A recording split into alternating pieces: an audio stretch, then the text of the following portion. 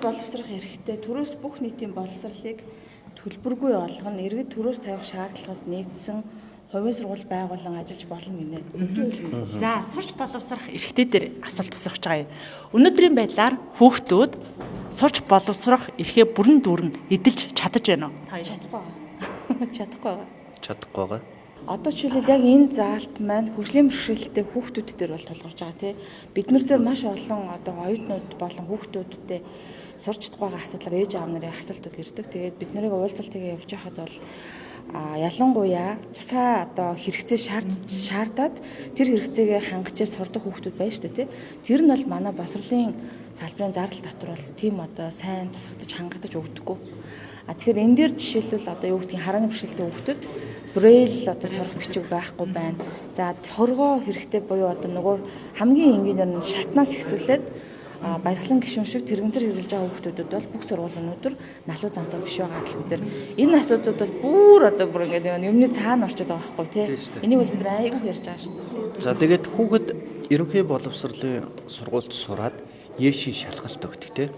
За тусгай боловсрол эзэмшиж байгаа энэ хүүхдүүдийн хувьд яадаг вэ гэвэл эн чинь амьдрах хичээлдэл сурж байгаа. Чим үнэндээ. Гэтэл энэ хүүхдүүд цаашаа мэрэгжлийн сургууль одоо хуучнаар темс тийм ээ. Энд дээд сургууль сурах боломжгүй байдаг. Яагаад гэвэл Еш өгөх боломжгүй. Нөгөө сургуульд сурж байгаа хичээлүүд нь зарим хичээл нь ороогүй байдаг. Гэтэл Есийн шалгалтыг яаж өгөх вэ? Энэ дээр дахиад л хууль зөрчиж байгаа асуудал гараад ирдэг байхгүй. Ингэхлээр чи энэ дээр ерөөсөө нөгөө сурч боловсрох эрх нь хангагдахгүй байна гэдэг үл энэ бол хамгийн том асуудал. 10 жилээсээ цааш тэд нар сурч боловсрох маш хүсэл эрмэлзэлтэй байдаг. Даанч сурах боломж нь хуулиараа ингээд олгогдоогүй боловсролын яам дээр энэ асуудал нотоо хүртэл байгаа. Нодингийн өдийгөөс өмнө штэ бүр 9 сард энэ асуудлыг гаргаж тавиад боловсролын сайдтай уулзсан. Тэрнээс хойш одоо болтол яг л бах байдгаар.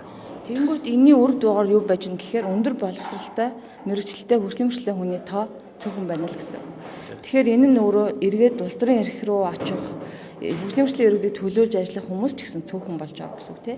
Тэгээ боловсролыг дагаад бусад асуудлууд явж байгаа. Гэр бүлийн хүчирхийлэл тэгээд дээрэс нь одоо өөрийгөө хамгаалах чадваргүй эргэцэн мэдлэг тааруу ч юм уу тий.